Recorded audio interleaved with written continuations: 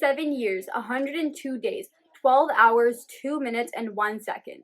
This is the time on the new climate clock created in New York City that counts down how long we have left until we set off the unstoppable effects of climate change and run through our planet's carbon budget.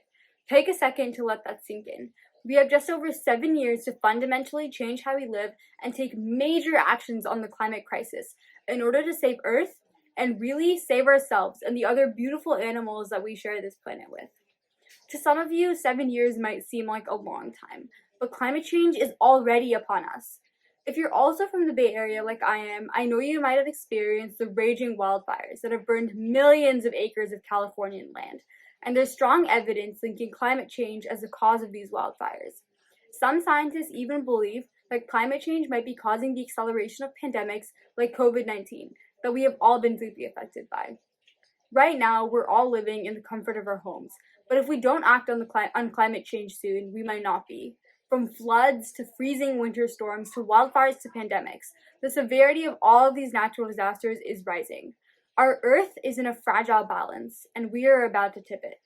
My name is Srilakshmi, and I'm just a high school student, but as part of Gen Z, I'm forced to think about climate change each and every day. My generation is one of the last in this fight to save humanity, and we do not have the option to give up. Ever since I first learned about this crisis back in 4th grade, I knew I wanted to make a difference. But for many years, I was stuck doubting the impact of my actions. But last year, I started on my climate journey to take action and inspire others to do the same. And that's why I'm here today, to talk about how we can take the most meaningful actions on climate change and save time on the climate clock. As I said before, we need to make drastic changes to our society in just 7 years.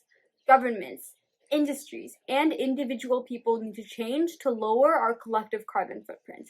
But how do we trigger this change and start taking action? In order to do this, we all need to take two types of climate actions: personal action and community action. First, starting off with personal actions. Personal action is exactly what the name implies. These are choices that individuals like you and me can consciously make to lower our own carbon footprint. It involves things like driving less, not supporting fast fashion, eating less meat, conserving water, and more. All you need is a simple Google search on what can I do about climate change to find long lists of personal actions that you can take. But often, personal actions go in one ear and out the other. We start making excuses and doubt if these small actions will even make a difference. But I want you to consider the following example: avoiding meat and dairy products. According to recent studies, avoiding meat and dairy is one of the biggest ways you can lower your carbon emissions. This is because many animals like cows release methane into the atmosphere, which is terrible. Now, let's see how a small personal action can have a tremendous impact. I've put together some numbers for us to take a look. So every single serving of a meat like beef, for example, releases 8 kilograms of greenhouse gases into the atmosphere. Suppose that the 328 million people of the United States decided to eat beefsteak for dinner today. Using simple multiplication, that would equal almost 2.6 billion kilograms of greenhouse gases. Of course, there's many other factors that we need to take into consideration here, but for the sake of simplicity, we're sticking with this number. Now instead, imagine if the 328 million people of the United States decided to eat chicken for dinner. Chicken releases approximately 1.5 kilograms of greenhouse gases per serving, much less than beef, which releases 8 kilograms. Once again, if we do the math, that equals almost 490 million kilograms of greenhouse gases. Still a lot, but almost 2 billion kilograms less than beef. Also, before we go on, I just wanted to mention that all the numbers I have so far are from these credible and authentic sources. So if you eat red meat like beef or lamb, or consume dairy products like milk or cheese, consider eating it less often or avoiding it altogether, and you can reduce your carbon footprint from food by almost 2/3. So you see, a small change in our personal habits can make a huge difference. Another good example of personal actions is supporting greener businesses. When deciding between two products, consider the carbon footprint of each. For instance, all of us teenagers know about fast fashion. Fast fashion clothing is so trendy and cheap, much more tempting than quality clothing from a regular clothing store.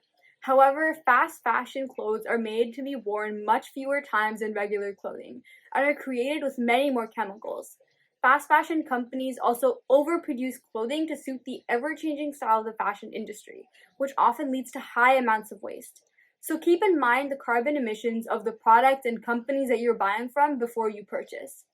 Personal actions are really all about trying and putting in a conscious effort to live a more sustainable life.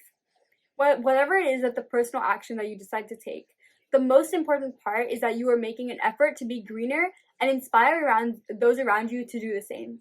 Remember, there is strength in numbers. The more people that take personal action, the greater impact that we will have. Now I'm going to talk a little bit about community actions. Community actions are actions that you take on climate change with other members in your community. This involves things like attending climate strikes, holding letter writing campaigns, calling local officials, and more. Essentially, the end goal of community actions is making local change by getting your leaders and representatives to take action on climate change as well. Community action works hand in hand with personal action to create a greater impact on climate change. For us to save time on the climate clock, we need both individual and systematic changes from the government.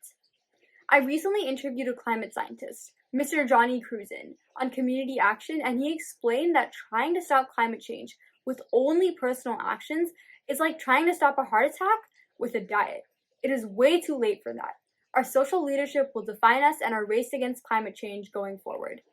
Moreover, one startling fact is that only 100 companies out of the tens of thousands that exist account for 71% of all global carbon emissions.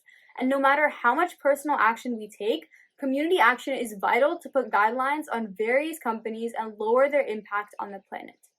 However, unlike personal action, community action is a little bit more complicated. Community action requires teamwork with others in your community and organization in order to make change. Although community action is a little bit tougher than personal action, it is equally as important if we are going to save the planet. But luckily, like many other things, the toughest part about community action is getting started. Attending your first climate strike or taking part in your first community seminar might be somewhat intimidating, especially if you're a younger person taking action. However, it is important to speak out on climate change and have your voice heard, so that those in leadership positions know what action you want them to take. I want to end off today by calling you to action. We all know the urgency of climate change and how vital it is that we do something about it. If you're a kid or a teenager, this is your planet, your home for the rest of your life. If you're an adult, leave the planet beautiful for your children or even grandchildren.